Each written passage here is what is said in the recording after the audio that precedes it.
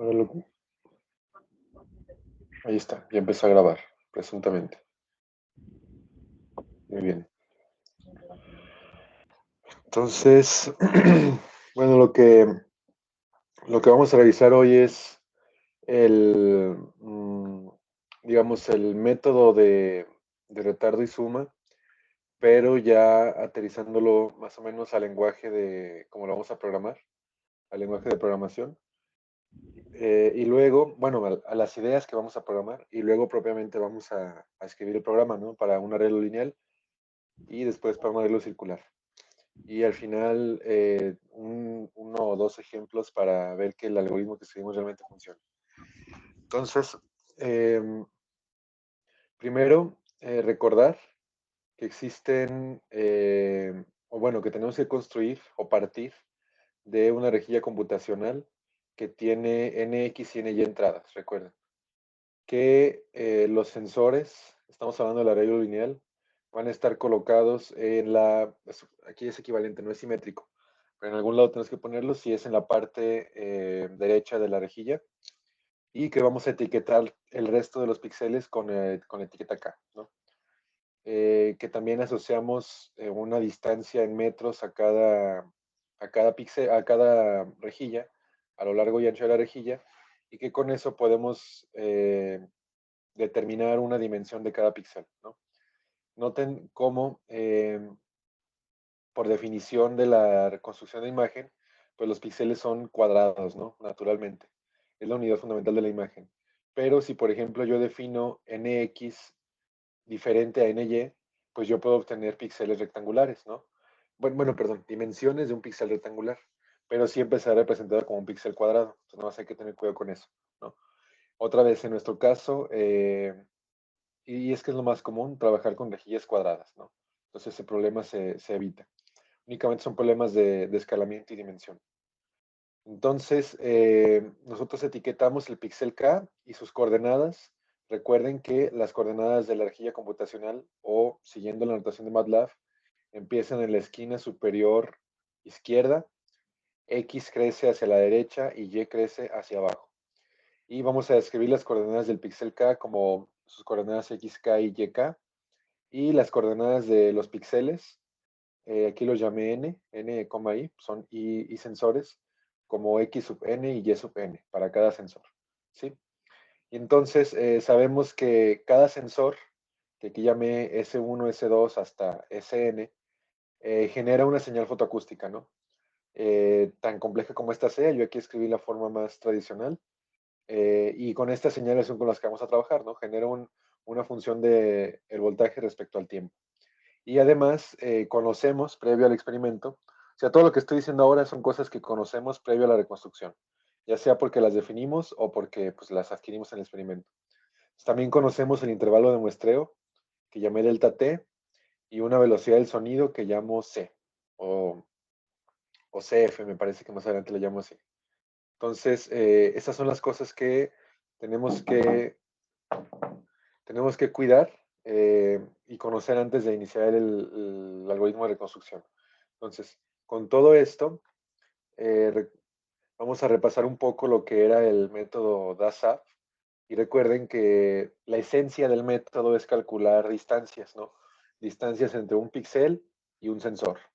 Luego repetirlo para todos los sensores y luego repetirlo para todos los píxeles. Estos son 3 ciclos. Entonces, la distancia primero se calcula en número de píxeles, de un píxel K al píxel de determinado sensor, y la forma de calcularlo lo llamé dpKi, ¿no? Sensor K, perdón, píxel K sensor I, es la tradicional, ¿no? La resta de las coordenadas Y más, la resta de las coordenadas Y al cuadrado más la resta de las coordenadas X al cuadrado. Y como previamente nosotros ya tenemos definida el tamaño de cada píxel de X y de Y, para calcular la distancia en metros o en la longitud que estemos utilizando, la unidad de longitud, únicamente multiplicamos esta cantidad, ¿no? Por su respectivo valor de dimensión del píxel, ¿no? Aquí lo escribo como X y Y en caso de que estos fueran diferentes. Entonces, conocida, bueno, determinadas, ¿no? Porque esto se hace para todos los píxeles. Conocidas las coordenadas del píxel K y del sensor I, yo puedo calcular la distancia en metros que hay o que está relacionada con dicho píxel y dicho sensor. Y teniendo la distancia, pues el tiempo asociado a la distancia entre el píxel K y el sensor I, pues es justo esta distancia dividido por la velocidad del sonido, ¿no?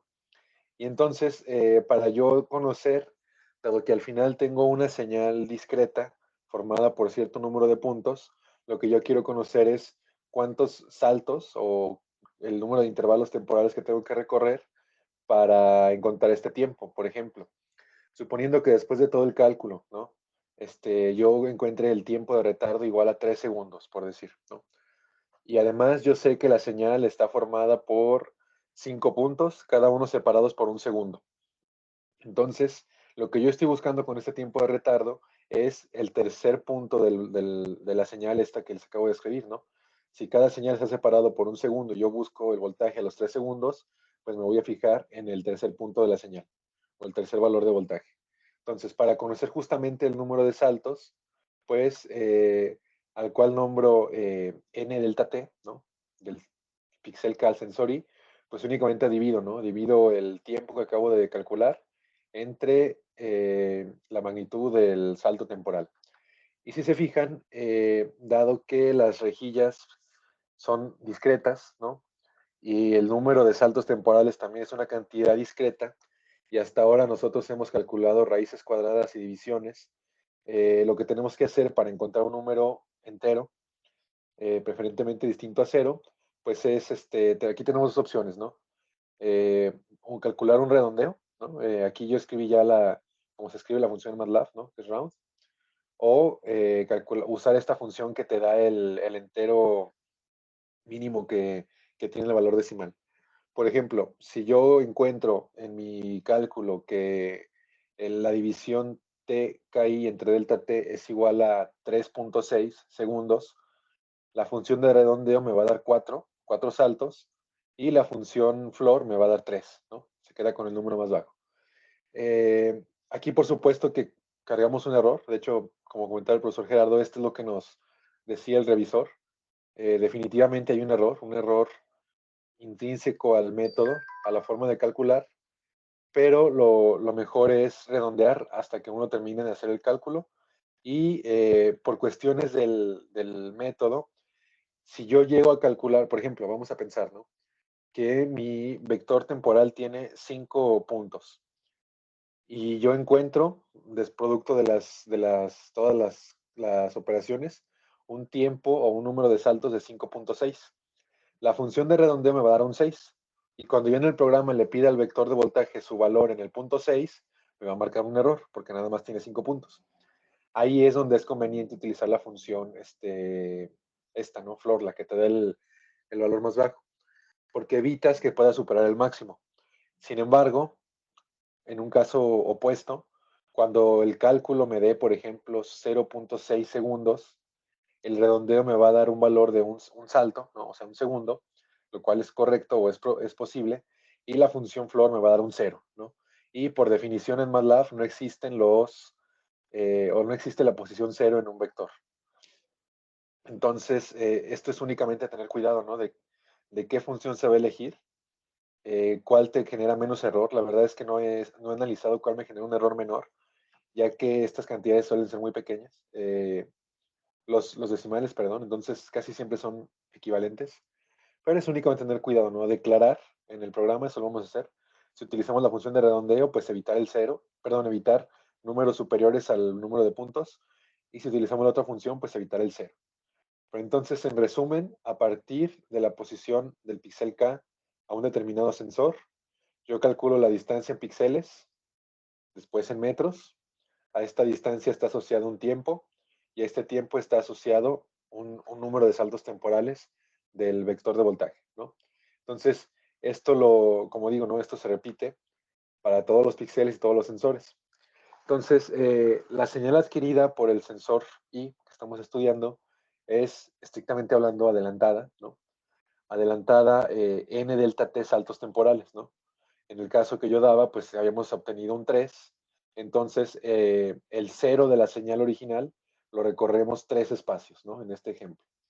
Y a ese voltaje retardado le llamamos B sub R, ¿no? De retardado, o adelantado estrictamente hablando, y le asignamos los índices KI, ¿no? Porque está del sensor K perdón, del píxel K al sensor I, y está definido como el voltaje del sensor I, donde el tiempo en el que se adquirió fue retardado o adelantado en este caso, n delta t saltos temporales, ¿no? Esa sería la definición que hemos visto en las fórmulas de DASAF, y aquí escribí más o menos el efecto que tendríamos, suponiendo, ¿no? Que después de calcular distancia y el tiempo asociado, el tiempo esté aquí, ¿no? En esta parte de la señal. Entonces lo que yo quiero hacer al retardar es que justo esta parte esté en el cero, ¿no? Entonces vamos a estar aquí. Y entonces la intensidad del píxel K, la I sub K, va a ser igual a este voltaje retardado del píxel K al sensor I evaluado en T igual a cero, ¿sí? Porque en T igual a cero yo ya tengo el valor de voltaje asociado a este tiempo de retardo. Ajá. Entonces, esto que acabo de decir aquí se hace para todos los sensores. Corremos una variable de 1 hasta ns, que es el número de sensores, y luego se repite naturalmente para todos los píxeles. Porque si se fijan, todo este discusión que acabo de dar es únicamente para el sensor, para el píxel K, ¿no? O sea, un píxel arbitrario. Entonces, nosotros que tenemos que recorrer K para todos los renglones y para todas las columnas, ¿no? Pero esta sería la formulación que vimos la otra vez para DASAF, escrita, digamos, en un lenguaje ajustado a los parámetros de programación. Ajá. Entonces, pues este es el método, digo, lo hemos visto la vez pasada. Aquí lo quise resumir con un escrito un poco mejor. Y como pueden ver, es relativamente sencillo.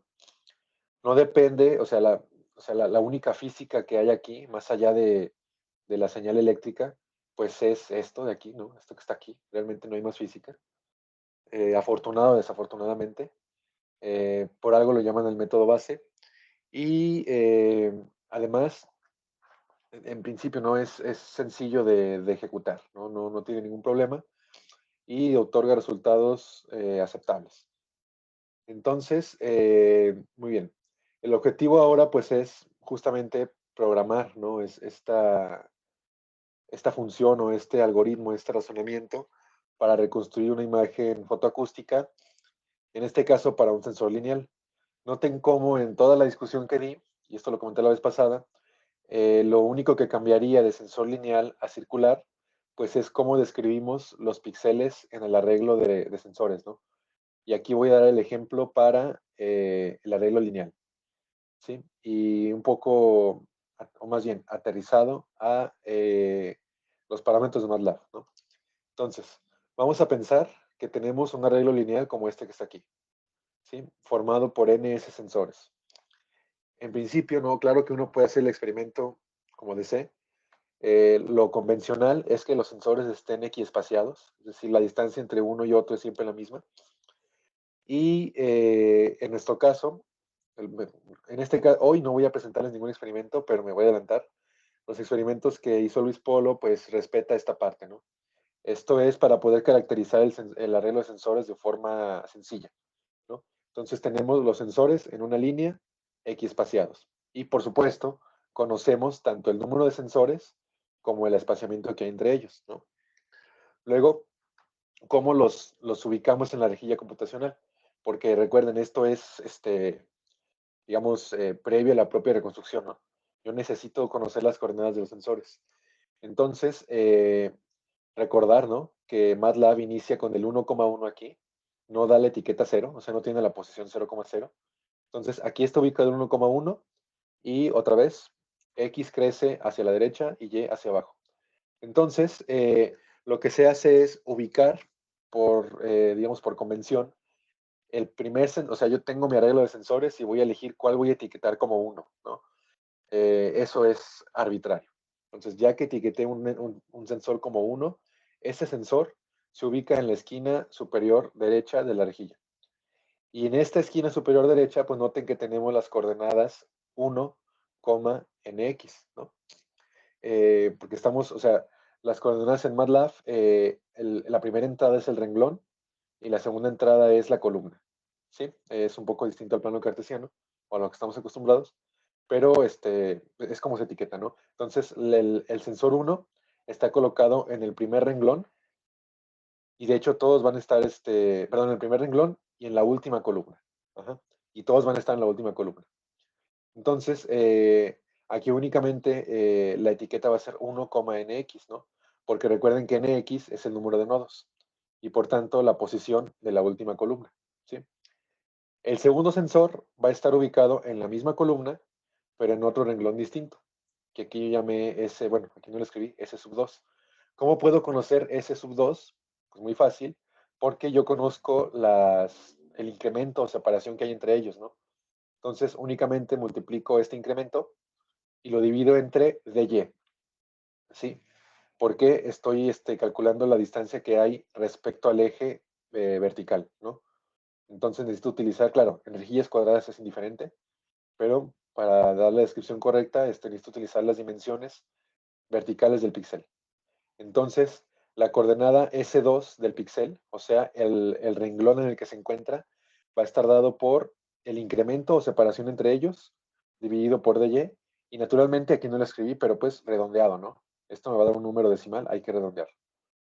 Y sigo este razonamiento, y el último sensor, ¿no? El último sensor del arreglo, va a tener, sencillo, ¿no? O sea, este está en la esquina inferior derecha y naturalmente aquí las coordenadas son ny, nx, ¿no? O sea, el renglón ny, la columna nx. Pero si deseo describir sistemáticamente la posición de los sensores, tengo que utilizar esta relación, ¿no? Que pueden verla aquí, ¿no? Si yo ahora me voy al segundo sensor, bueno, al tercer sensor, yo voy a tener 2 por el espaciamiento, que llamé inc, el cuarto va a ser 3 por el espaciamiento, el quinto va a ser 4 por el espaciamiento y el enésimo sensor va a ser n-1 por el espaciamiento entre d y, ¿no? Entonces, así es como escribo yo las coordenadas de los sensores, ¿sí? Únicamente necesito saber cuántos sensores hay y cómo están o cuál es la separación entre ellos. Y por supuesto, conozco el número de nodos. Entonces, la primera información del algoritmo ya sabemos cómo describirla, ¿sí? Que es importante, ¿no? Para, porque es el punto de partida, ¿no? Calcular distancias entre un píxel genérico y los sensores. Después, existe la posibilidad de definir una rejilla computacional en el caso de un arreglo lineal no cuadrada, ¿sí? En un arreglo circular no tiene sentido, ¿no? O sea, no tiene chiste, porque al final la forma geométrica óptima que contiene una circunferencia, pues es el cuadrado, ¿no? Yo puedo contener una circunferencia en un rectángulo, pero voy a tener mucho espacio de sobra. En el caso lineal, no. En el caso lineal, yo puedo delimitar como máxima longitud, y de hecho, noten que lo estamos haciendo, como máxima longitud el tamaño de mi arreglo de sensores, ¿sí? O sea, si mi arreglo de sensores al final en el experimento físicamente mide 10 centímetros, es pertinente que la rejilla mida no menos de 10 centímetros. ¿Sí?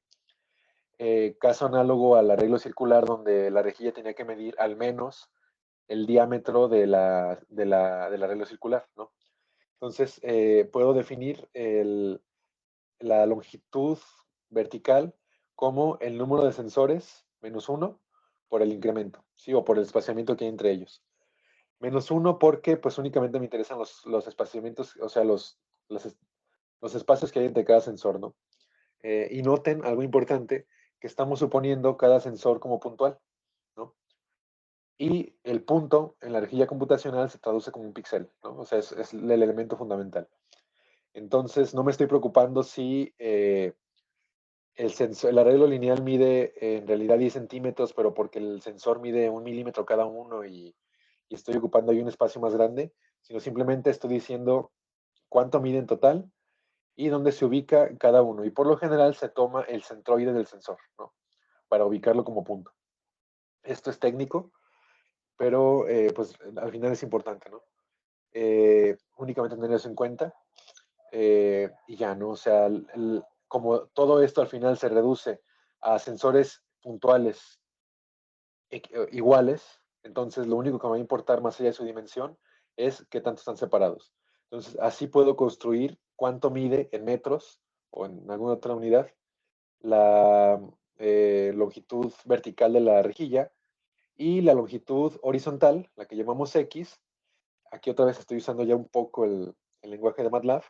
Puedo, este numel es el número de elementos, ¿sí? Que tiene una matriz. Y yo estoy llamando a la matriz de datos. En un momento vamos a ver bien qué es esto. Pero básicamente este numel es el número de puntos que tiene el vector de voltaje, ¿sí? En el ejemplo que daba hace rato eran 5, ¿no? Claro que son más comúnmente. Entonces, si yo conozco el número de puntos y lo multiplico por el espaciamiento temporal entre ellos, tengo el tiempo total de adquisición, ¿no? O pues, simplemente lo puedo definir al principio del programa. Y si este tiempo total de adquisición yo lo multiplico por la velocidad del sonido, ya tengo la distancia que hubiera recorrido una onda fotoacústica si se hubiera generado al momento en el que se inicia a detectar y hasta el momento en el que se deja de detectar, ¿no? Eso está dado por el osciloscopio. Sin embargo, esto puede ser, o sea, no es preciso, porque yo puedo tener una separación que tenga asociado un tiempo de vuelo de 2 segundos, por decir, es demasiado en la fotoacústica, pero para dar el ejemplo, de 2 segundos, y puedo estar adquiriendo por 5. Entonces yo estaría definiendo un espacio mayor al que realmente tengo en mi experimento, ¿sí? Entonces, este X que yo escribo aquí sería el valor máximo que le puedo dar, ¿no? Porque si yo defino una X, o sea, una longitud horizontal mayor a la distancia asociada al tiempo de adquisición, pues me va a marcar errores el programa, ¿no? Porque le estaría pidiendo calcular distancias para tiempos que el voltaje no tiene, el vector de voltaje no tiene definidos. Entonces, estos son los límites máximos. En la práctica, ¿qué se hace? Bueno, en la práctica, lo vamos a ver más adelante, se toma esta cantidad como el valor, vamos a decir, estándar en la rejilla y se le asigna el mismo valor a la variable x, salvo que previamente en el experimento se conozca algo distinto, ¿sí? Es decir, yo tengo mi arreglo de sensores de 10 centímetros, pero coloqué mi muestra a 1 metro de distancia, bueno, pues tengo que hacer eso, ¿no? Pero eso es poco práctico. Entonces, estos son nada más límites de cómo definir las distancias. Y por supuesto, esto se puede traducir a la relación que vimos hace 2 semanas, ¿no? Que relacionaba la frecuencia, la velocidad del sonido y en ese entonces el radio del arreglo de sensores. Aquí simplemente lo denotamos como la separación entre la muestra y el arreglo de sensores, ¿no? Y podemos utilizar la misma fórmula y más adelante lo vamos a hacer. Bueno, nada más un par de comentarios.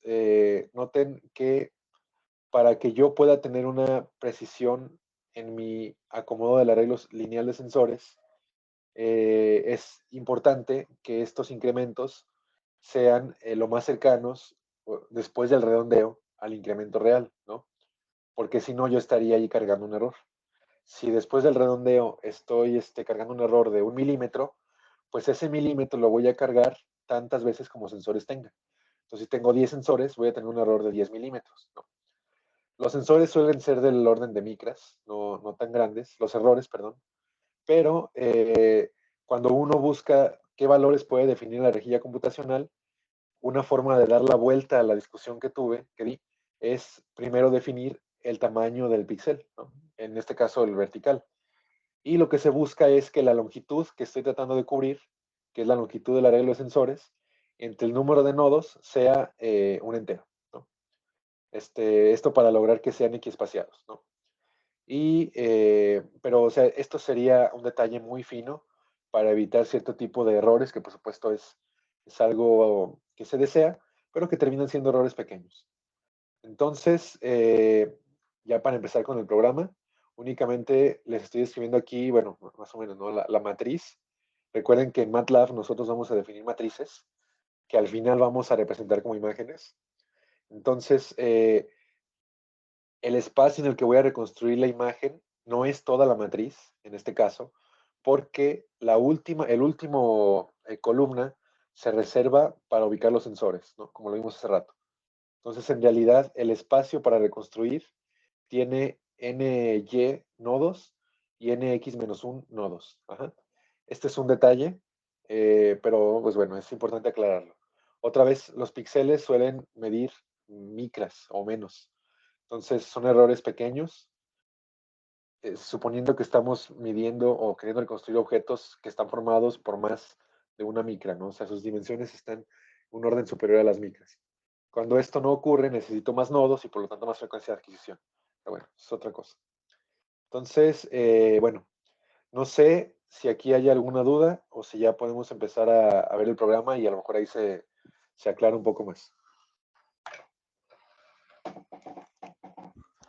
Todo bien, Misael. Perfecto, No, ninguna duda, gracias. muy bien. Entonces, ahora lo que sigue es, vamos a ver el programa, ¿no? Ya para reconstruir propiamente las imágenes. Entonces, déjame ver si, bueno, no, aquí está ya. Lo que pasa es que, ya, me muestra la ventana, listo. Muy bien, pues vamos a escribir el programa. Pregunto, bueno, en general, si están familiarizados con bueno, la estructura que tienen las funciones en MATLAB. Pregunto, ¿están familiarizados? Sí, O, sí, perfecto. bueno, yo sí no sé.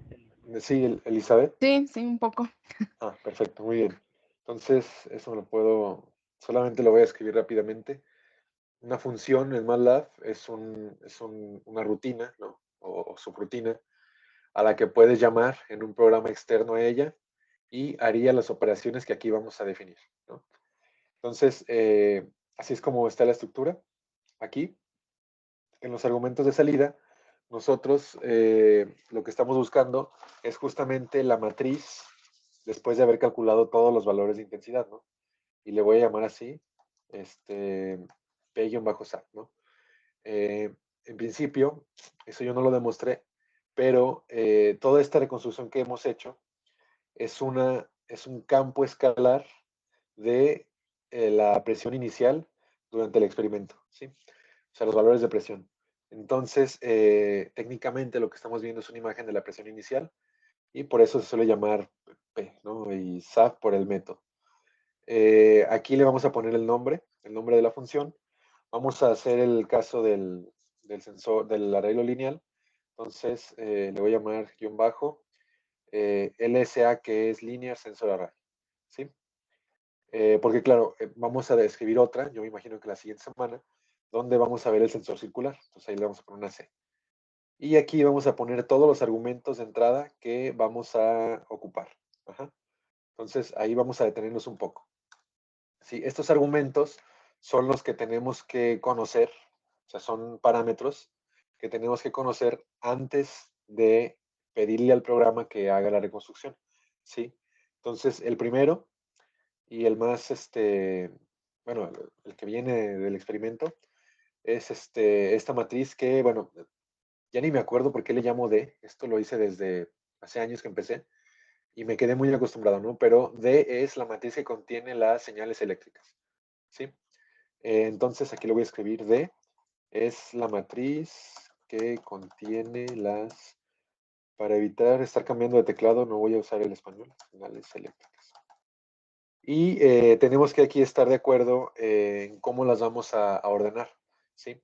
Déjenme volver a hacer un Picasso en Paint, creo que es importante. Nosotros en el experimento tenemos N sensores, ¿no? Aquí voy a dibujar 3. Y cada sensor adquiere un valor de voltaje en el tiempo, ¿no?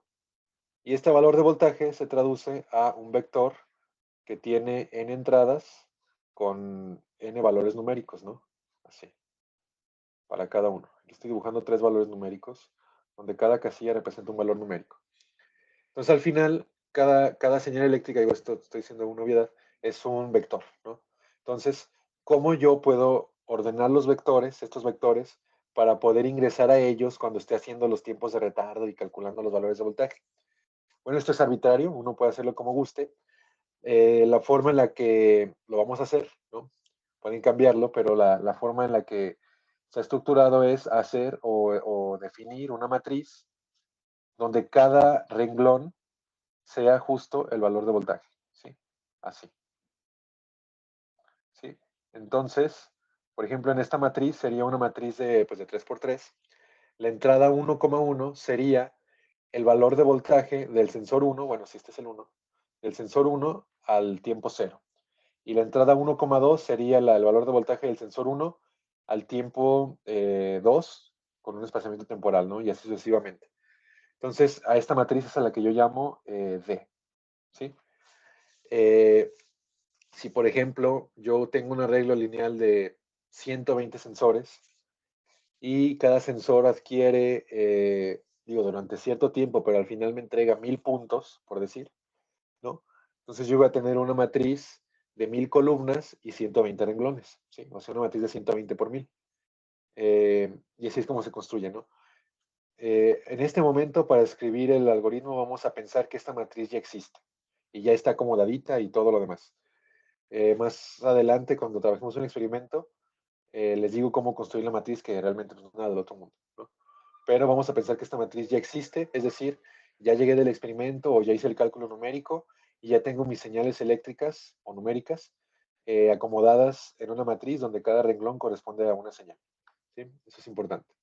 Entonces, nada más aquí voy a hacer la anotación. Entonces, cada vector de la señal está colocado en un renglón. Ahí está. Entonces, esta es información, digamos, de partida, ¿no? La matriz. ¿Qué otra información es relevante? Recuerden el tiempo de adquisición. Perdón, el espaciamiento en el que se adquieren las señales, ¿sí? Se lo voy a llamar espaciamiento temporal. Espaciamiento temporal entre cada punto del vector de voltaje. Ahí está. Esto viene pues es un parámetro del osciloscopio, básicamente, o de la tarjeta de adquisición. Es información de entrada. Otra cosa es que cuando yo estoy ya trabajando el algoritmo de reconstrucción, recuerden que estoy suponiendo que ya existe la rejilla computacional, ¿no? Entonces es otro parámetro de entrada, la rejilla computacional. Y déjenme escribirlo aquí, si no, tener error, ahí está. Yo pienso que nos familiarizamos con esta notación. Son los nodos vertical, bueno, número de nodos, de hecho. Número de nodos vertical y horizontal de la rejilla. ¿Sí? Muy bien. ¿Qué más dijimos que necesitábamos? Por supuesto, necesitamos definir el tamaño, bueno, la longitud que va a abarcar la rejilla en lo vertical, ¿sí? O sea, en la dirección X. Recuerden que en la dirección Y vamos a tomar la convención, una convención natural, de que mi imagen mide lo que mide el arreglo de sensores. Ajá. O sea, no necesito más. Y tampoco menos porque estaría perdiendo información. Entonces, para no atiborrarnos de variables, únicamente vamos a definir cuánto mide o cuál es la longitud en la dirección vertical de la rejilla, ¿no? Y bueno, aquí nada más un comentario de la rejilla. Por supuesto, si yo en el experimento, bueno, ya en el espacio X y Y es completamente arbitrario, pero supongamos que yo coloco los sensores de forma horizontal y no vertical. Y yo quiero reconstruir aquí en el programa donde he definido sensores verticales, ¿no? Es indiferente. Al final estamos viendo o sea, un efecto espejo, una transformación del espacio que estamos reconstruyendo, no importa. Y también si estoy midiendo señales que están en el modo backward en vez de forward, es decir, si mis sensores en vez de estar colocados a la derecha, como yo lo estoy pensando, están a la izquierda, pues únicamente voy a ver una reflexión de la imagen. Nada más hay que tener eso en cuenta. Sí, no es no es, simplemente hay que considerarlo, no es nada importante ni que vaya a dañar el cálculo. Entonces, con estos parámetros ya definí, bueno, ya tengo la matriz de datos, es importante. Tengo ya los parámetros de la rejilla computacional, que son el número de nodos y la longitud que abarca. Y tengo o sea, el espaciamiento temporal entre cada vector. Si yo quisiera conocer el tiempo total en el que se adquirió, puedo buscarlo en el osciloscopio o puedo sabérmelo de memoria, pero para no dar tanta información de entrada al programa, noten que lo podemos calcular a partir de la matriz D y del el valor de T, delta T, ¿no? ¿Por qué? Porque recuerden que el número de columnas corresponde al número de puntos en cada señal, en la matriz D. Si yo multiplico este número de columnas por el espaciamiento temporal, pues obtengo el tiempo total de adquisición. Pude haber hecho lo opuesto, ¿no? Que en vez de dar este valor de t, yo hubiera dado el tiempo total de adquisición y de manera inversa calcular el tiempo de espaciamiento. Es análogo. Pero simplemente lo más común, y esto lo estoy haciendo para cuando usemos Keywave, es trabajar con del dt. Ajá. Únicamente para familiarizarnos de una vez con el lenguaje de Keywave. Entonces, ya definidos los parámetros de la rejilla, de la matriz de datos, ahora vamos a ver los parámetros del sensor. ¿Sí? Entonces, el primero era el número de sensores, que llamamos ns. Déjenme ponerlo acá. Y pues nada más, no es eso. Número de sensores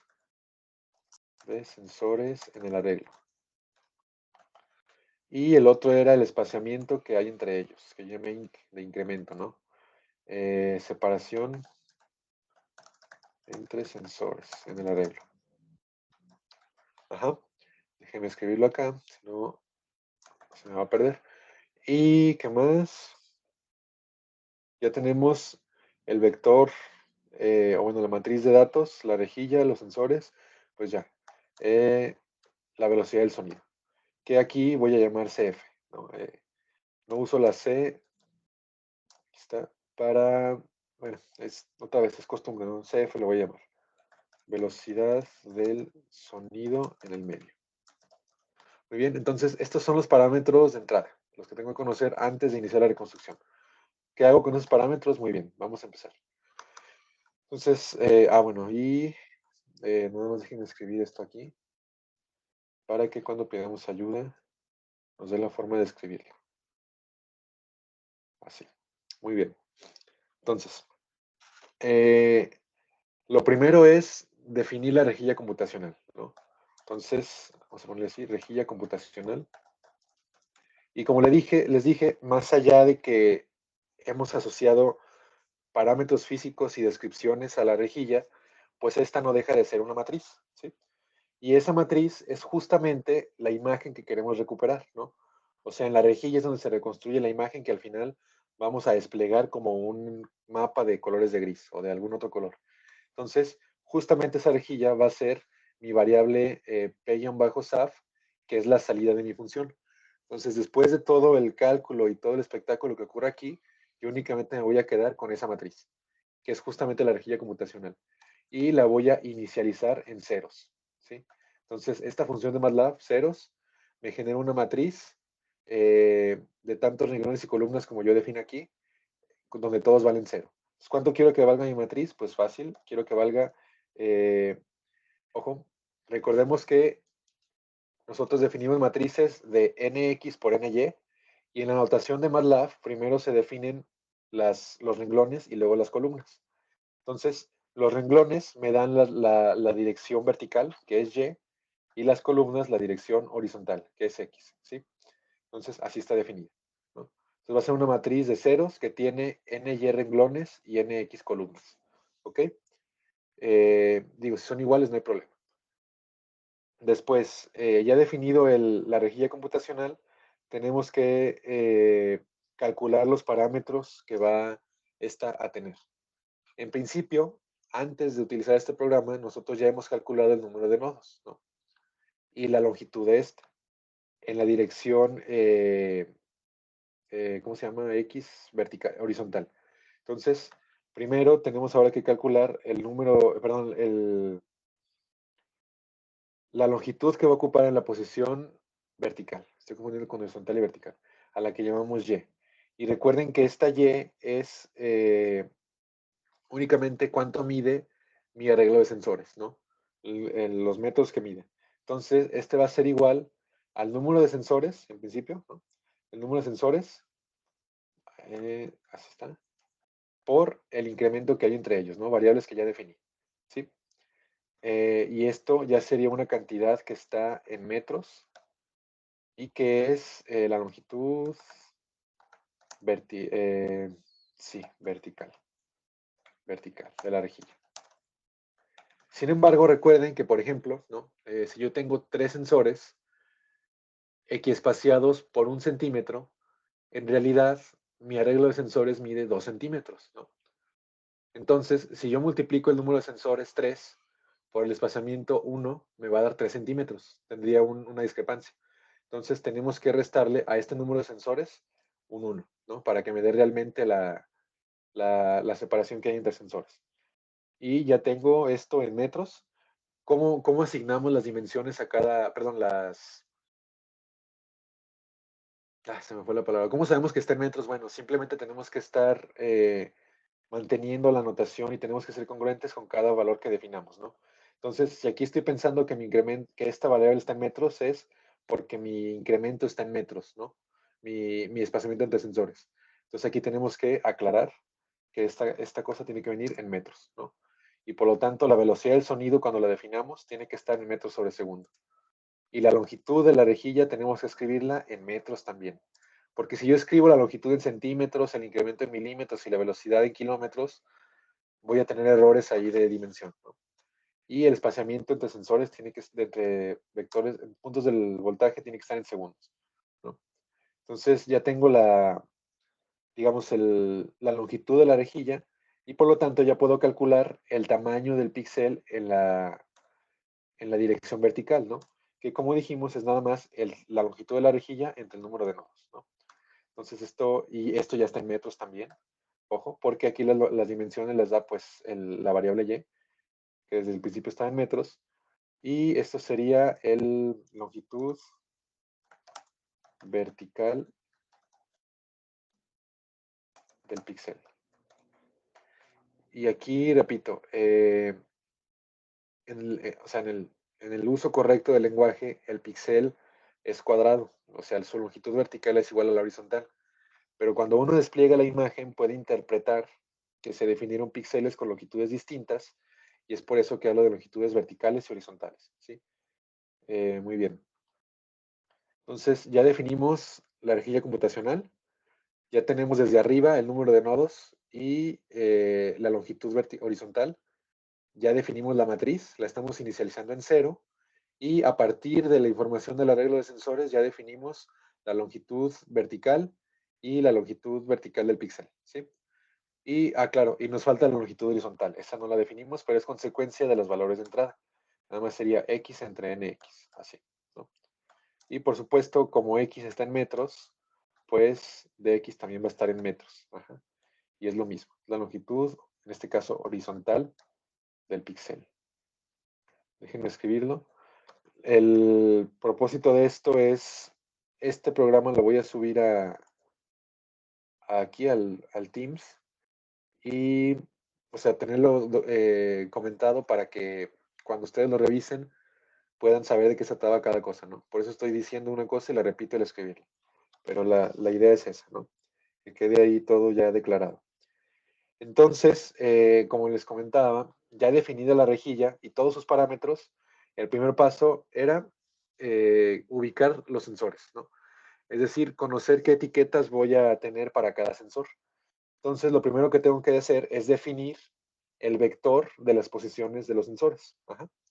A ese vector lo voy a llamar S y va a ser igual a un vector que va de 0 en saltos de 1, ¿no? Es un vector que me da posiciones en la rejilla, son números enteros, hasta ns-1, ¿sí? El -1 por la misma razón que acá arriba. Ajá. Entonces, si se fijan, si yo tengo un arreglo de 10 sensores, simplemente ese es un vector de 0 a 9, ¿no? Nada más. O sea, 0, 1, 2, 3, hasta 9. Y para yo poder conocer las posiciones, digamos, no como números enteros, sino como valores en metros, pues únicamente lo multiplico por las dimensiones de Y. Ajá. Recuerden que de Y son las dimensiones verticales y estamos pensando que nuestro sensor está ubicado de forma vertical en la esquina derecha en el límite derecho de la matriz. ¿Sí?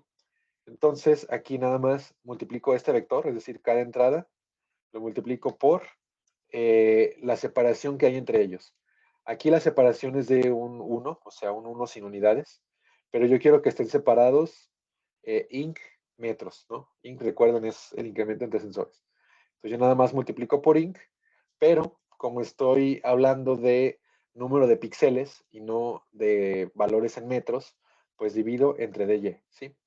Si yo solo multiplicara por inc, me quedaría con un vector, por ejemplo, si cada sensor está separado por 1 milímetro, por 2 milímetros, me quedaría con un vector en 0 milímetros, 2 milímetros, 4 milímetros y así, ¿no?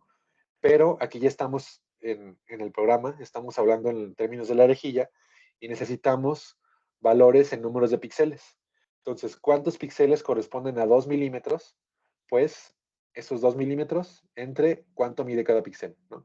Entonces, por eso la división inc entre dy. Y recuerden también que las etiquetas o las coordenadas de cada entrada de la matriz son números enteros. Entonces, esta variable la tengo que redondear, ¿no? Y ya tengo mi vector de posición de los sensores. Entonces, vamos a llamarlo así, posición de cada sensor en la rejilla ya, ¿no? En la rejilla computacional. Si se fijan, aquí ya estoy hablando de, o sea, la entrada 1 de S me da la posición del primer sensor en número de píxeles, en las coordenadas verticales, ¿sí? Recuerden que en las coordenadas horizontales, pues es nx, porque está a la orilla. Ajá. Entonces no me estoy preocupando por las coordenadas verticales, ¿sí? Entonces la segunda entrada me da cuántos píxeles está de separación entre el sensor 1 y el 2, y así sucesivamente, ¿no? Entonces ya tengo aquí como entradas las posiciones de cada sensor. Entonces si yo quisiera conocer, aquí nada lo voy a escribir, la posición del sensor 3, por ejemplo, sensor 3, pues lo que sé es que el número de renglones en el que está ubicado es S,3 y está en la columna NX, ¿sí? Así lo puedo ubicar. Y ya está en número de píxeles, ajá, porque esto ya está redondeado y multiplicado por la dimensión de cada píxel. Ajá. Muy bien. Entonces, eso nada más recordarlo. Porque recuerden que vamos a calcular distancias. Entonces, pues ven, ya tenemos prácticamente todo para iniciar el método. Ya tenemos, bueno, los valores de entrada que son las señales eléctricas, el número de nodos de la rejilla y las características del sensor. Ya definimos la rejilla, está inicializada en 0. Ya definimos las longitudes verticales basadas en el sensor, arreglo de sensores, y ya tenemos las posiciones de cada sensor en la rejilla. Ajá. Entonces ya tenemos todo para empezar a calcular las distancias entre un píxel K y una posición del sensor. Entonces, déjenme ver cómo es más didáctico. Déjenme ver. Bueno, voy a hacer esto. Espero sea claro, ¿no? Tenemos que hacer un escaneo para todos los píxeles que hay en la rejilla y para todos los sensores. Entonces, tenemos que hacer un ciclo, ¿no? Un ciclo aquí en el código. Un ciclo para recorrer todos los renglones, un ciclo para recorrer todas las columnas y un ciclo para recorrer todos los sensores, ¿no? O posiciones del sensor. Entonces vamos a trabajar con 3 ciclos, ¿sí? Entonces el primero, bueno, a ver, el primero es voy a llamarle a la posición, recuerden, que la etiquetábamos como K. Entonces para mantener la notación de la libreta, lo que hay aquí, voy a llamarle a la posición de un píxel genérico K, ¿sí? Entonces voy a recorrer desde la posición 1 hasta la posición NY, y vean cómo aquí estoy hablando de las posiciones verticales, ¿sí? Así. Entonces, este renglón del código es un ciclo para hacer un escaneo por renglón. Escaneo por renglón. ¿Sí? Una vez que hice el escaneo por renglón, tengo que hacer ahora el escaneo por columna. Y las columnas son las etiquetas X, porque son las variables horizontales, ¿sí? Entonces, XK, lo voy a llamar así, XK igual a 1 hasta NX, pero recuerden que dijimos que en la dirección horizontal, el última columna va a estar dedicada para los sensores, ¿sí? Ahí están posicionados los sensores. Entonces, el escaneo en las columnas o en las X no tiene que terminar en NX, que es el número de nodos, sino un valor antes. Ajá. Entonces, este es el escaneo por columna. Así. por columna. End. Y luego tengo que hacer el escaneo por cada sensor, ¿sí? Entonces recuerden, aquí voy a nombrar una etiqueta llamada I, ¿sí? Que va a ir de 1, así me gusta más, de 1 hasta el número de elementos que tenga mi vector que contiene las posiciones en píxeles de cada sensor, que llamamos S, perdón. Entonces, numel, recuerden, es número de elementos de S, ¿sí? Así. Entonces, si mi sensor era de 10 elementos, pues este ciclo va de 1 a 10, ¿sí? Nada más. Y, ¿por qué se molesta? Ah, por el end, ¿verdad? Es que aquí me equivoqué, aquí son igual, ya. Muy bien. Entonces, vean cómo vamos a trabajar aquí, ¿no? En esta parte del ciclo. En este ciclo ya estoy considerando las coordenadas xk, yk de cada píxel. Yo aquí lo voy a escribir. Se consideran las coordenadas, lo voy a poner, ya me voy a adelantar un poco, recuerden, son yk, xk, así es como se denota en MATLAB, de un píxel, ¿no? Y se hace un barrido para todos los renglones y todas las columnas. Aquí entre comillas, recuerden que en realidad no son todas las columnas, es la última no cuenta, pero bueno. Entonces aquí están las coordenadas del píxel, ¿no? YK, XK, muy bien. Ok, entonces lo primero que vamos a hacer es calcular posiciones. ¿Cómo la vamos a calcular? Déjenme ver, a ver, voy a hacer algo. Me dicen si se ve bien. Ajá. Lo que voy a hacer es mostrar, creo que era esta, no sé si me equivoqué. No. Nada más díganme primero si necesitan verlo. Claro, esta cosa no. Ahí está. Entonces, bueno, yo lo veo porque yo estoy en la máquina, pero ¿logran ver la hoja y el script de MATLAB? Pregunto. Sí, sí se ven los ¿Sí? dos. Ok, Ujú. perfecto. Gracias. Entonces recuerden, el objetivo aquí es calcular esta distancia y luego este tiempo y luego este número de saltos temporales, ¿sí? Ese es el objetivo que vamos a hacer aquí. ¿Por qué dentro del ciclo? Bueno, pues porque tenemos que hacerlo para cada píxel y el píxel tiene 2 coordenadas y luego para cada sensor y el sensor tiene una coordenada, ¿sí? Bueno, 2, pero la última es siempre la misma. Entonces, por eso estamos dentro de 3 ciclos. Entonces, todo lo que escribamos aquí en el ciclo o dentro de los ciclos anidados, entendemos que se va a repetir para todos los píxeles, para todos los sensores, que es lo que en la fórmula o en la ecuación de DASAF escribimos como la suma, ¿no? Que es lo que da el nombre de suma, o sum, la S en DAS. Entonces, vamos a empezar a programar, o a escribir, mejor dicho, esta relación, ¿no? Esta ecuación. Entonces, pues bueno, primero la escribimos así, no vamos a ver, tal cual. Vamos a llamarla d-ki, ¿sí? Va a ser igual a una raíz. Ajá. Aquí está la raíz cuadrada. Y empezamos con las posiciones de los sensores. Pues primero tenemos la resta de los elementos al cuadrado, ¿no? Entonces lo vamos a poner así, más, así. Muy bien. Lo que no quiero es equivocarme, porque si no, nos va a marcar error y no vamos a ver ni en dónde. Entonces, muy bien. Primero consideramos las posiciones, digo, es indiferente, vamos a empezar, aquí escribí primero las X, vamos a empezar con las Y, porque es donde definimos el sensor, únicamente para que el programa se vea con un mejor acomodo. Entonces, vamos a pedir una posición del sensor, recuerden, la YSI era la posición en píxeles del sensor I. Ajá. Entonces, aquí sabemos que la posición en Y es la S, justamente, y aquí le llamamos con el índice I, ¿sí? Entonces, esto va aquí, así. Entonces, así, ¿verdad? Claro. Entonces, SI es la posición del píxel en las coordenadas Y menos las posiciones del píxel genérico, ¿no? Menos YK. Entonces, ya tengo cubierta esta parte. Después multiplico por dy, o sea, la longitud vertical del píxel, y eso lo elevo al cuadrado, ¿verdad? Y ya está, muy bien.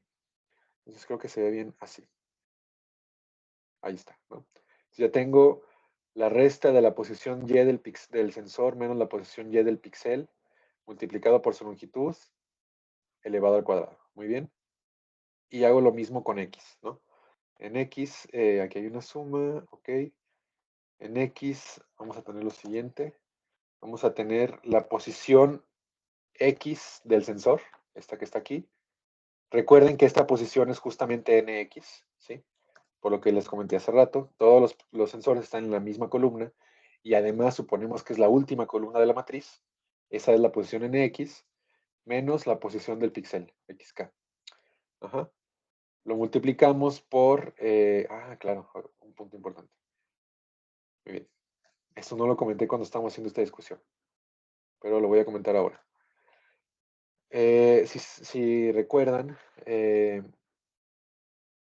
MATLAB define como entradas, ¿sí? Primero el número de renglones y luego el número de columnas, ¿sí? Entonces, cuando yo estoy hablando de posiciones en los renglones, ¿no? Aquí, y yo estoy definiendo el renglón en el que estoy trabajando, o sea, por ejemplo, el renglón 1 es este, el renglón 2 es este de acá, y este es el renglón 3. Entonces, conforme yo avanzo en los renglones, realmente estoy avanzando en las coordenadas Y, ¿se fijan? Cuando yo avanzo en las columnas, que son las X, ¿sí? Yo me voy, esta es la columna 1, esta es la columna 2, esta es la columna 3. En realidad estoy avanzando, a pesar de que estoy hablando de columnas verticales, cuando avanzo en las columnas estoy avanzando en la posición X, ¿sí? Por eso se define primero la variable Y y luego la variable X, ¿sí? Para mantener la, la coherencia con este tipo de notación en MATLAB, ajá, que además es la genérica. Entonces, cuando yo defina la distancia en las coordenadas Y, que en este dibujo que estaba acá, son las verticales, entonces estoy haciendo un avance, fíjense en ese triangulito, me acordé, por eso lo escribí, en ese triangulito, cuando yo calcule la distancia respecto a las coordenadas Y, estoy avanzando en el eje vertical.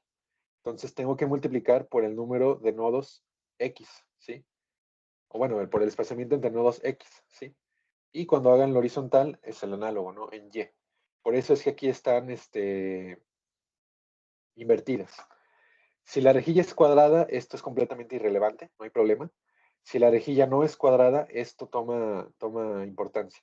Entonces únicamente hay que hacer esto, ¿no? O sea, multiplicar la diferencia de las posiciones Y por la longitud en X para mantener la concordancia con la forma en la que MATLAB define sus vectores. ¿Sí? Nada más. Entonces, bueno, ahí está. Ya está. Y bueno, entonces ya calculamos la distancia. Entonces vamos a ver qué va a pasar. En principio ya espero no haber cometido ningún error ahí. Si acaso ven un error, por favor díganme.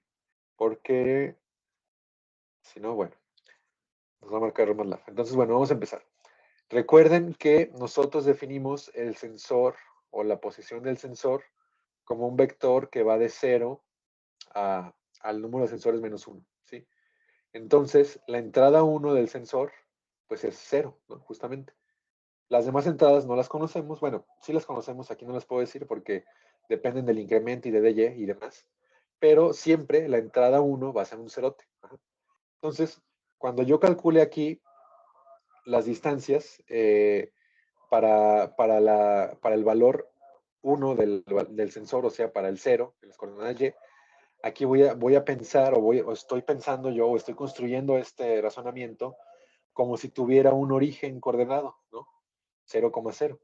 Sin embargo, recuerden que en MATLAB no existe ese origen definido con 0,0, sino con 1,1. Me parece que eso lo escribí acá. No, sí, ya no me acuerdo. Se lo escribí por acá, aquí. Recuerden que MATLAB empieza en 1,1, ¿sí? No existe el 0,0, o al menos no está definido. Entonces yo tengo que argumentarle al programa qué pasa cuando entre a la etiqueta 0, ¿no? O sea, la posición 0 del sensor, ¿sí? Entonces esto lo voy a hacer con una condicional. Entonces simplemente de este ciclo voy a excluir el caso en el que yo esté en la etiqueta 0, porque yo sé que realmente corresponde a un 1. Ajá. Entonces, vean, vamos a hacer esto. Vamos a decirle, si la posición que estás considerando del sensor es justamente la 1, o bueno, la I, aquí para mantener las coordenadas, ¿no? Y, o sea, si la posición del sensor que estás estudiando es justamente un 0, lo que queremos evitar, entonces, déjenme escribir el else para que no tenga problemas de así, ¿no?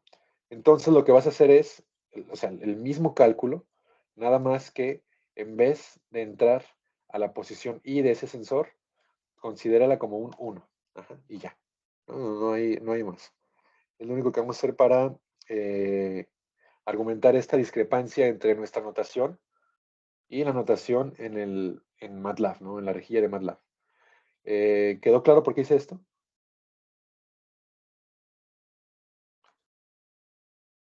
Bueno, supongo que sí. Déjeme revisar. Sí, me sale, gracias. Sí, adelante. Gracias. Ok, parece que todo está en orden. Muy bien.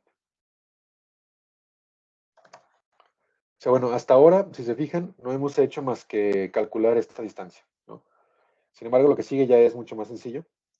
Entonces ahora lo que vamos a hacer es calcular el tiempo asociado a esta distancia, ¿sí?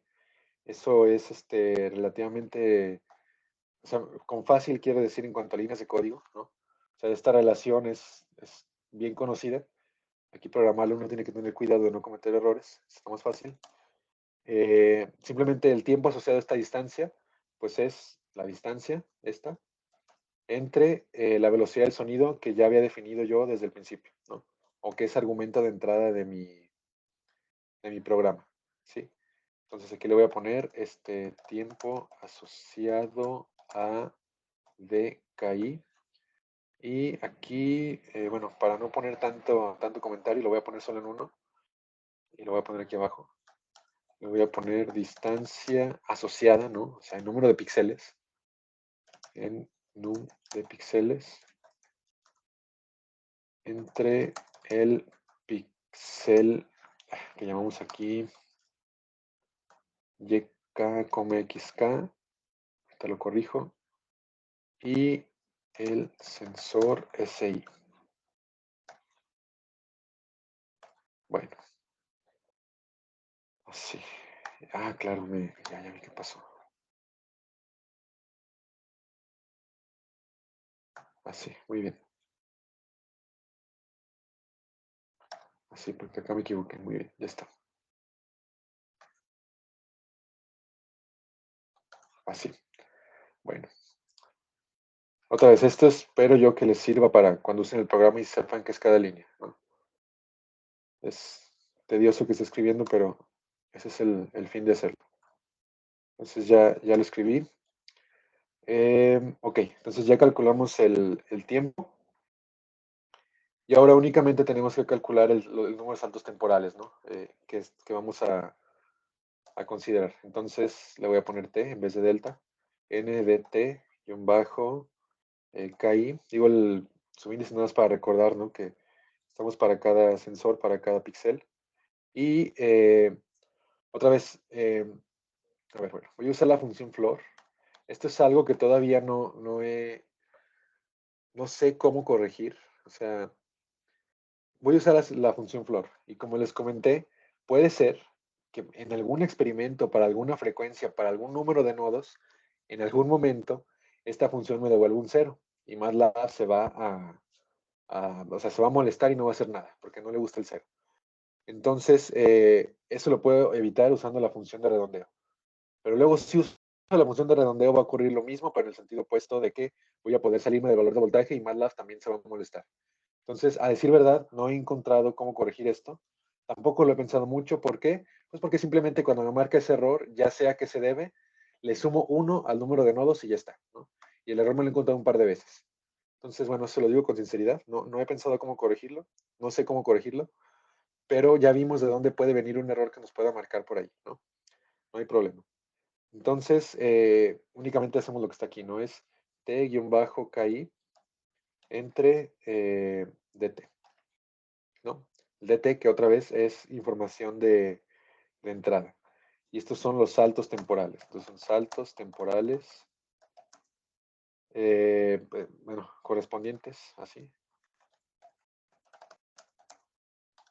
a TKI, ¿no? Ahí está. Muy bien. Y pues básicamente ya terminamos los cálculos, ¿sí? Ahora lo único que voy a hacer es que, como estoy corriendo una variable que va para cada sensor, ¿sí? Está ahí. Entonces, voy a definir aquí una variable que se llame señal, bueno, senal, ¿no? Y que va a ser igual a mi matriz de voltaje, recuerden, donde, como yo les dije, cada renglón contiene la señal eléctrica. Entonces, yo quiero que tome el renglón I, ¿no? Estoy haciendo el escaneo para el sensor I, y que considere todas las columnas.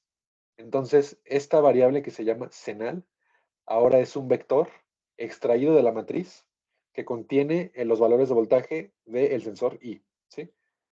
Y finalmente voy a actualizar mi rejilla computacional, ¿no? Entonces, mi rejilla computacional era PSAF, que de hecho es la imagen al final, y le voy a decir que las coordenadas YK, XK, o sea, las coordenadas del píxel que estamos estudiando, sean igual, bueno, a ver, lo voy a escribir así, ¿no? En principio van a ser igual al valor de la señal, ¿sí?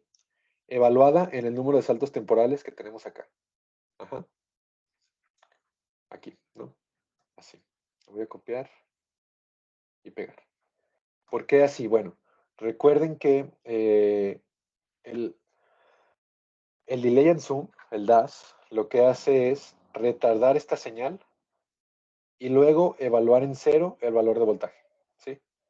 Entonces, yo aquí lo que puedo hacer es a esta señal retardarla n delta t ki saltos temporales y luego pedirle el valor en cero.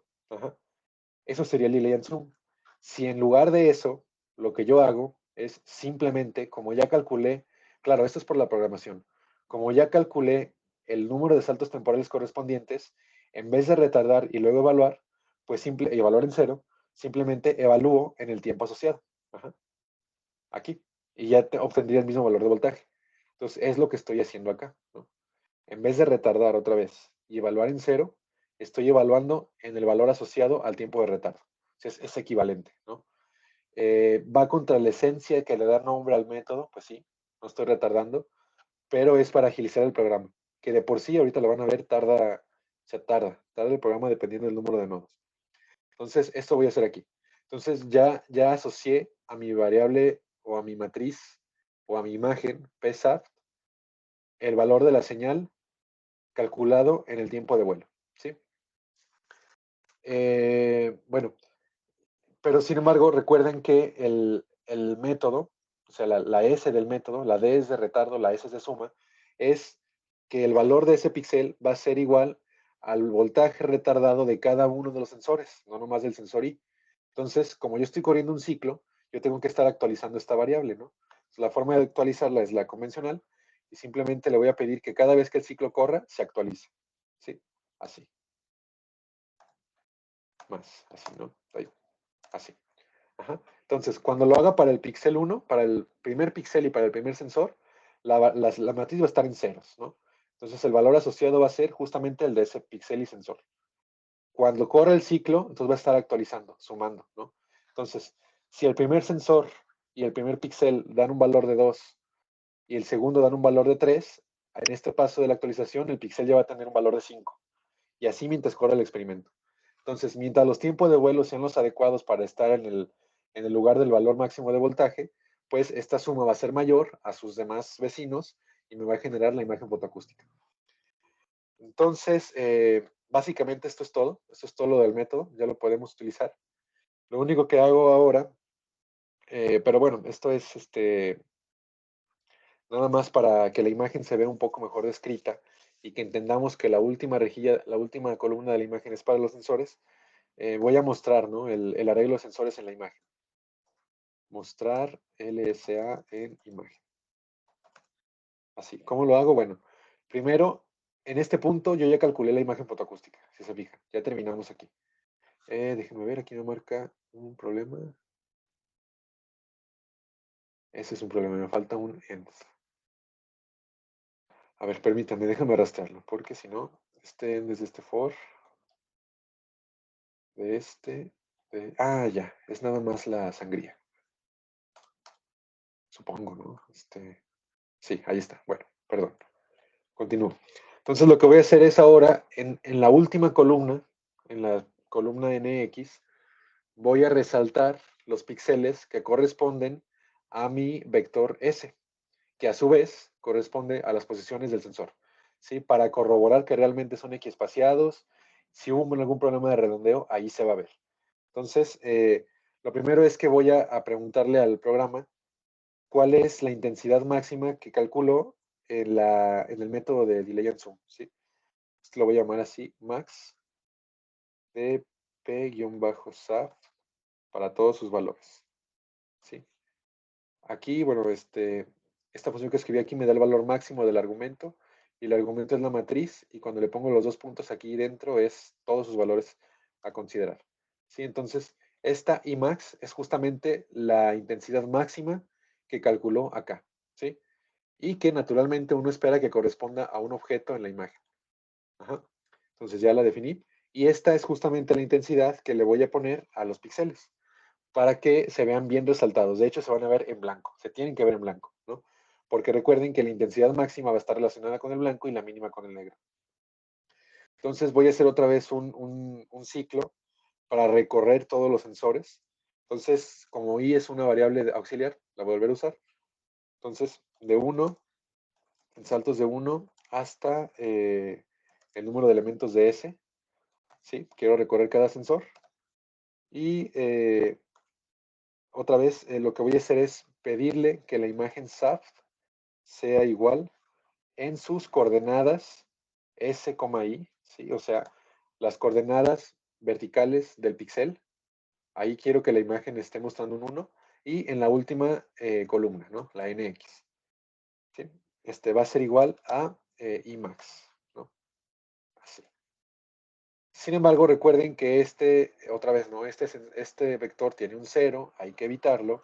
Entonces, nada más hay que poner el argumento para que evite que cuando SI sea justamente igual a 0, entonces la coordenada que va a considerar no es la SI, sino la 1. Ajá. Muy bien, así, ¿no? Y ya está. Entonces aquí nomás le ponemos else, aquí ponemos sangría y acá ponemos un end que se debe alinear. Ya está. Y con esto, bueno, sí, con esto los píxeles se van a ver en blanco. Puede ser que afecte la visualización, ¿no? Porque puede afectar el contraste. Entonces aquí nosotros podemos reducir, ¿no? Por ejemplo, 0.75 o la mitad, ¿no? Nada más queremos colocarlos y queremos ver dónde están. Entonces, pues ya, con esto está terminado el programa, básicamente.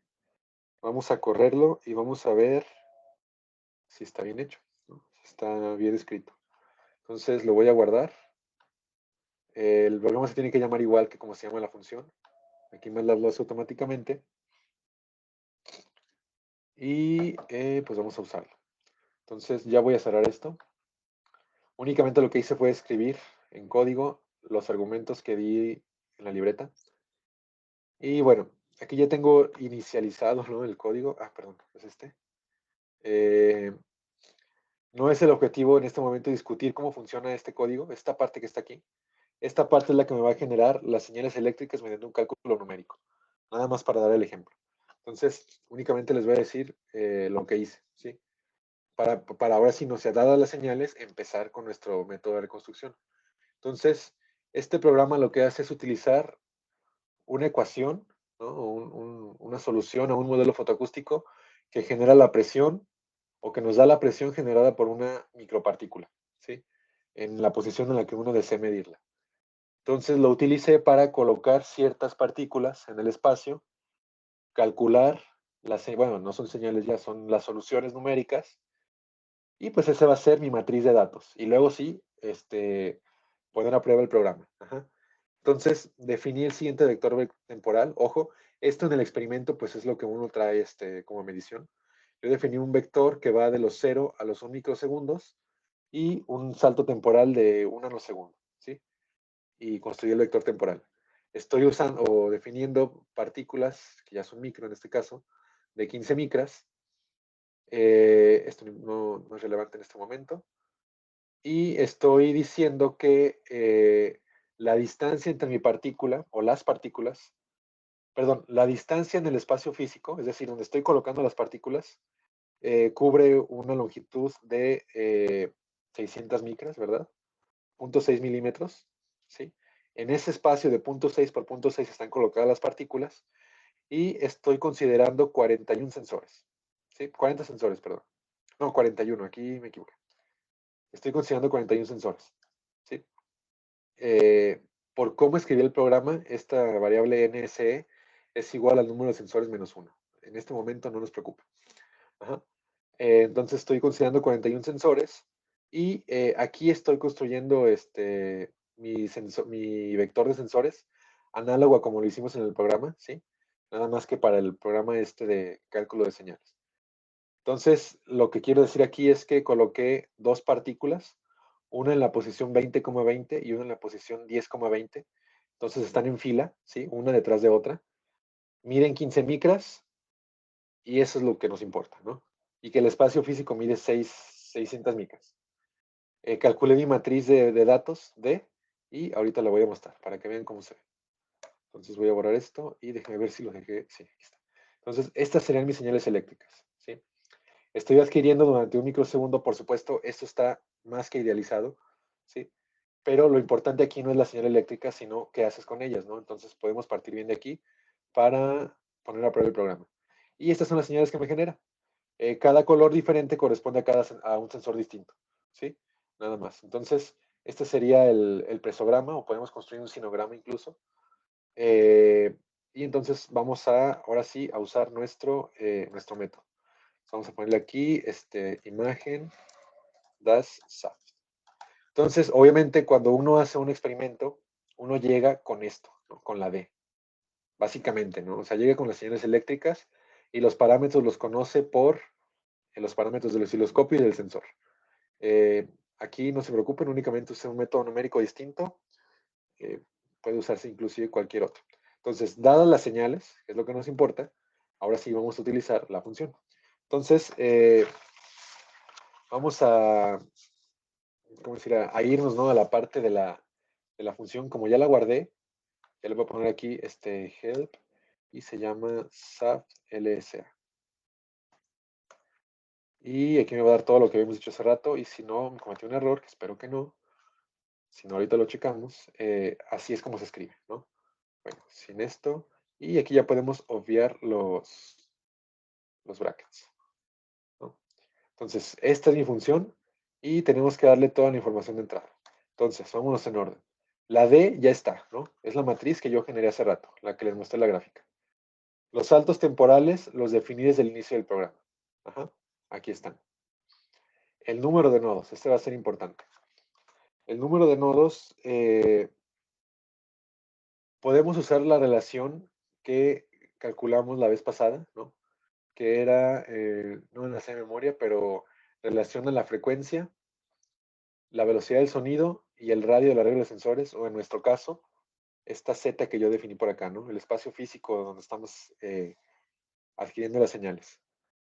Si hacemos eso, yo lo hice ayer, nos va a dar un valor de 400 nodos y el programa, ahorita estoy en mi laptop, aquí es un poco lento, tardaría como 10 minutos. Como ahorita lo que quiero hacer es mostrarles, ¿no? Que funcione, esperando que lo escribí bien, voy a utilizar una rejilla más pequeña. Voy a poner un 200, así, ¿no? Otra vez, recuerden que nosotros hemos definido un límite superior, ¿no? Podemos tomar valores por debajo de ese límite, no por arriba. Ajá.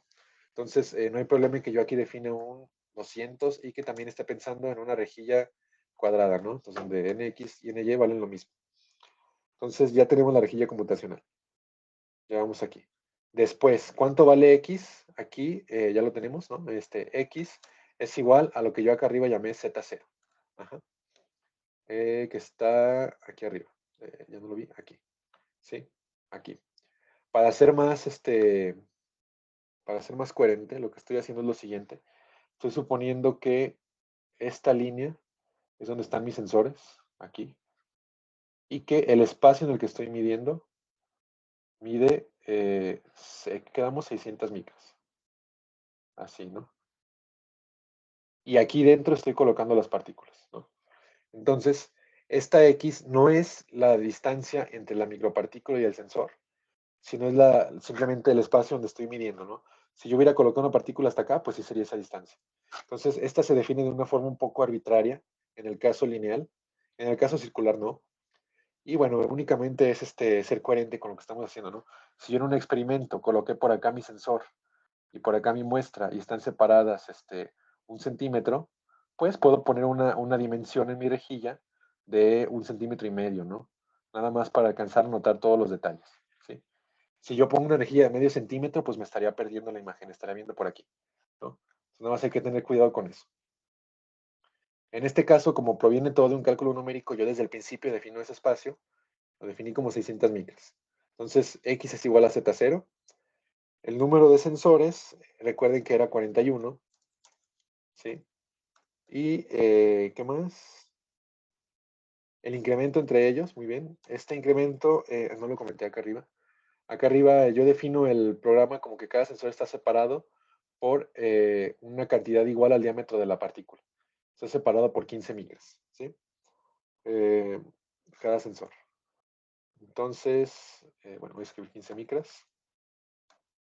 Y la velocidad del sonido. La velocidad del sonido en el programa numérico del programa directo está definida como 1500.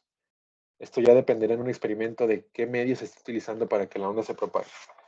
Y en principio, pues en principio eso es todo, ¿no? Entonces, vamos a ver.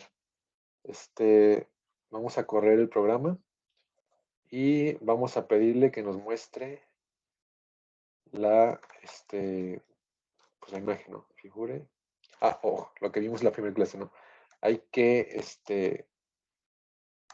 normalizar, ¿no?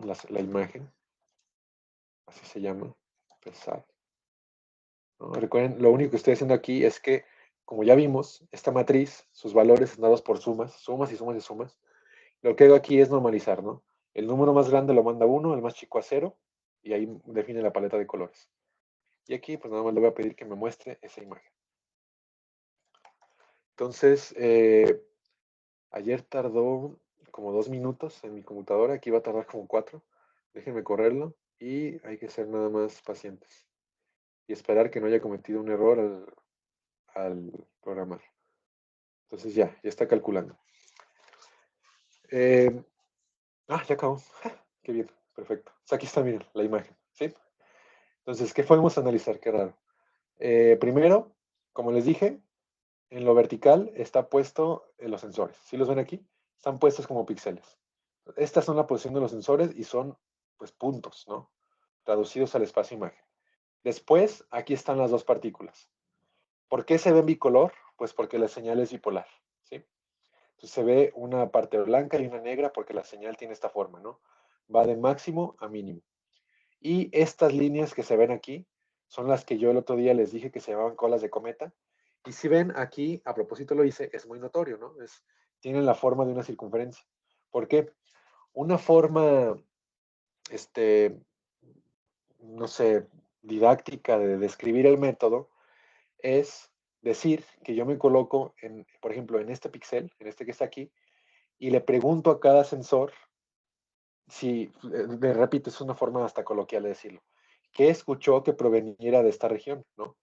Y naturalmente, cuando yo me coloque aquí, todos los sensores van a coincidir en que escucharon algo, porque estaba colocada una partícula. Si yo me muevo a esta región y les pregunto a cada sensor qué escuchó o qué valor de voltaje tiene asociado al tiempo de vuelo de todo lo que hemos discutido, pues aquí todos coincidirán en que no escucharon nada, ¿sí? Porque no hay objetos aquí. Sin embargo, si yo estoy colocando, por decir, la partícula a 100 micras, notemos que este sensor realmente no tiene dirección porque es un punto. Entonces, él lo único que calculamos en el programa son tiempos de vuelo y luego les asociamos una distancia. Entonces, esta distancia de 100 micas, el sensor me puede decir, bueno, yo lo escuché en este punto ciertamente, pero este pudo haber venido de cualquier lugar de esta circunferencia. Por eso se ven estas colas de cometa, ¿sí? Porque estamos haciendo este barrido y las distancias calculadas mediante los tiempos de retardo, pues pueden coincidir en cualquier punto del espacio que esté equidistante a ese sensor, ¿no? Con esa distancia, es decir, una circunferencia. Como aquí están colocadas justo a la mitad, estos lóbulos se ven pues como semicircunferencias, ¿no? Se ve claramente. Y hay otros. Cuando el objeto es más complejo, pues los lóbulos laterales se deforman y parecen hipérbolas o parábolas o de plano rayas deformes, ¿sí? Pero entonces hay que entender bien por qué se ven estas rayas. Ajá. Otra forma de ver la imagen es como una malla, eh, donde en lugar de yo darle un color, le doy una longitud, una altura, y vean, se ve así, ¿no? Entonces, aquí podemos ver bien los sensores, mi arreglo lineal de 41 sensores. ¿Por qué puse 41? Pues justo para que hubiera un sensor central arriba del 20 y abajo del 20, para que pudiéramos ver estas semicircunferencias. Y aquí podemos ver cómo la forma de onda de la señal se rescata, ¿sí? Vean, bipolar. Y además, es claro, ¿no? Que lo que veíamos en blanco aquí se ve como una amplitud mayor. Y lo que veíamos en negro como una amplitud menor, cercana al 0 y al 1 porque normalicé la imagen, ¿sí? Y los lóbulos laterales, si bien es cierto que se ven, son muy notorios, vean cómo tienen una amplitud distinta, ¿sí? Una forma, aprovechando que no tardó tanto el programa, me equivoqué. Una forma de ayudar, o sea, una forma sencilla, no hay muchas. Una forma sencilla de ayudar a la visualización de la imagen es considerar los valores absolutos de la señal. Cuando uno hace esto, se pierde la belleza de ver lo bipolar de la partícula, pero ganas en resolución, en contraste. ¿Sí? Entonces, miren, lo voy a correr y van a ver cómo se va a ver casi, no totalmente, pero casi blanco y negro. Ajá. Entonces, déjenme ver que sí está trabajando. Sí. Muy bien. Ahí está. Vean. Esta es la imagen. Vean cómo se ve casi en blanco y negro. Sin embargo, los lóbulos laterales ya no se resaltan de la misma manera, ¿sí? Vean cómo ya no aparece una circunferencia, ya aparece pues una parábola, ¿no? O incluso una hipérbola si consideramos esto. ¿Esto por qué? Porque el lóbulo lateral principal que tenía esta partícula respecto al sensor central era el que se resaltaba con mayor intensidad de gris. En este caso, como estoy calculando valores absolutos, los negativos aportan también, entonces la partícula ya no se ve bicolor y los lóbulos laterales ya no tienen esa característica también de resaltarse más los positivos que los negativos. Y esta es la forma más común de ver los lóbulos laterales, ¿no? Incluso aquí, miren. Este que van a ver acá, aquí estos lóbulos también son artefactos conocidos como lóbulos laterales. Sabemos, porque esto es un cálculo numérico, ¿no? Que la imagen debe verse muy limpia, ¿no? Nada más la partícula y ya. Entonces ven como el método que vimos, que es el más básico, les repito, pues vean, genera este tipo de cosas. Si yo tuviera un objeto más complejo, pues claro que, o sea, aquí se verían los lóbulos mucho más pronunciados y probablemente afectarían el análisis que podemos dar de la imagen. Entonces, bueno, este es el programa. Ustedes lo pueden usar si así lo desean. Aquí pueden cambiar el número de partículas. Estas son las posiciones, lo voy a poner aquí. Esta es la posición horizontal. Horizontal y la posición vertical. ¿Sí? Entonces, y van como pares, ¿no? O sea, esta es una posición, la 20-20 y la 10-20. Yo puedo agarrar que otra partícula en la posición, qué sé yo, 5,5, ¿no? Nada más para ver, ¿no? Cómo está la imagen y correrla. Y así pueden usarlo, ¿no? Para probar el método. Y nada más. La próxima vez, miren, aquí está, puse la partícula en 5,5, ocurre lo que vimos en la otra clase, se deforma, parece que se inclina. ¿Por qué? Porque el sensor central, más bien, están apuntando hacia el sensor central, ¿no? Porque es el que los detecta a una misma distancia en todo el espacio y lo que comenté hace rato. Las que estaban justo alineadas con el sensor central, pues se ven como una tachita, por la discretización que les platiqué la otra vez, ¿sí? Entonces, ahí pueden usar ese programa como gusten, si gustan. Y bueno, lo bueno de esto es que no cometimos errores al escribir el método. Ya conocen cómo funciona. Ya vieron aquí que aquí pueden incluir un procesamiento de señal, no de imagen, que mejore el contraste. Aquí también se puede, en vez de incluir nada más la señal, incluir algún parámetro, ¿no? Parámetro aquí de la señal. Y estas serían modificaciones al método DASAF. Algunos incluyen una correlación con la señal anterior, otros incluyen una función de peso, otros incluyen, ¿qué más he visto que incluyen? Ah, sí, una función de retardo de la señal siguiente, pero asociada al sensor particular, evitando así los lóbulos laterales. Y bueno, de hecho, se trabaja bastante en cómo modificar este programa, ¿no? Como les digo, el que vimos hoy es el ultra básico, ¿sí? Entonces, inclusive aquí se puede incluir algún modelo, ¿no? Ya que al final estos son, bueno, son voltajes, pero están asociados a una presión. Aquí podemos decir que el voltaje realmente no es puramente la presión, sino alguna relación con algún parámetro físico. Tantas cosas como uno crea correcto. Entonces, bueno, eso es todo. Le quité el valor absoluto porque técnicamente no es el método, ¿no? Es nada más una forma de mejorar el contraste. Aquí está el programa, ya vieron que sí corre, o sea, sí genera la imagen. Y nada más. Entonces, esto lo voy a subir a la carpeta de Teams, los dos programas que vimos hoy. Este que se llama PMP2 RNDM es el programa para calcular las presiones, ¿no? Es el modelo fotoacústico. Ese, si gustan, lo podemos ver, pero es irrelevante para lo que estamos haciendo en este momento, ¿sí? Entonces, no sé si tengan alguna pregunta o algún comentario. Me parece que no, Misael. Perfecto. Bueno, pues entonces, en ese caso, pues ya es Todo todo. bien. Es todo lo que tenía preparado para hoy. La siguiente semana voy a traer un par de experimentos que hizo Luis Polo. Misael, Sí, dígame.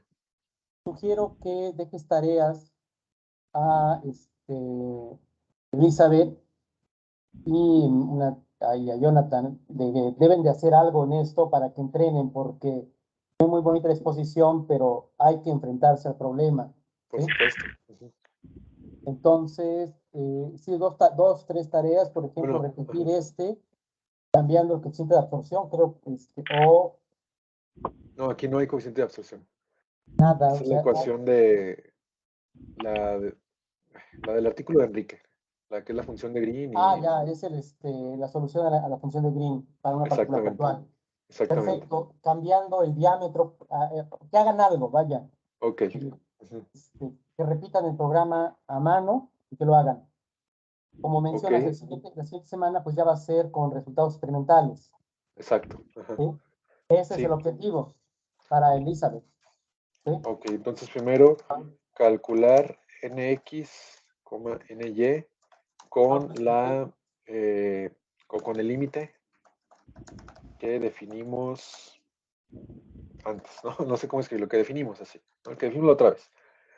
Eh, la otra que les puedo pedir, pero yo diría que para dentro de 15 días es, o sea, bueno, yo entiendo, ¿no? Cuando les pregunté dudas me refería a dudas quizás superficiales, ¿no? Hasta que lo revisen pueden surgir dudas profundas. Entonces, revisen el programa, este que está aquí, y dentro de 15 días vemos qué obtienen. O sea, modifiquen este programa para un arreglo circular, ¿sí? Se fijan aquí que trabajamos un arreglo lineal.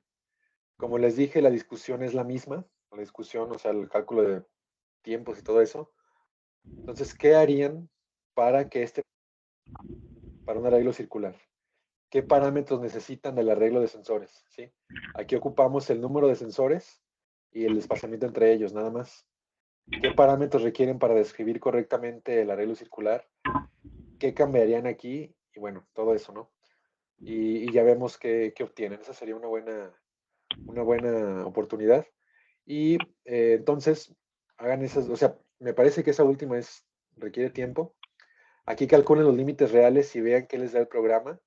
Y pueden calcular un tercer ejemplo para una partícula en una esquina, o sea, en una esquina lejana a los sensores y luego cercana, para que vean cómo cambia la intensidad de la partícula.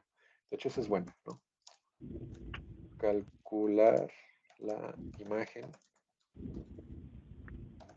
para una partícula en la esquina superior, sería a la izquierda, y otra en la esquina inferior derecha, ¿sí? Ese va a ser un efecto interesante, ¿sí?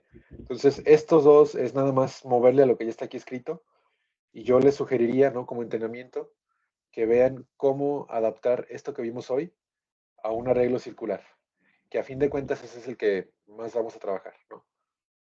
No sé qué les parece. Sí, está bien. Entonces, Perfecto. la siguiente semana sería calcular los límites que definimos Ujú. y Sí, las imágenes en las dos esquinas. exactamente. Ese Sí, o sea, sería. aquí, exacto, exactamente.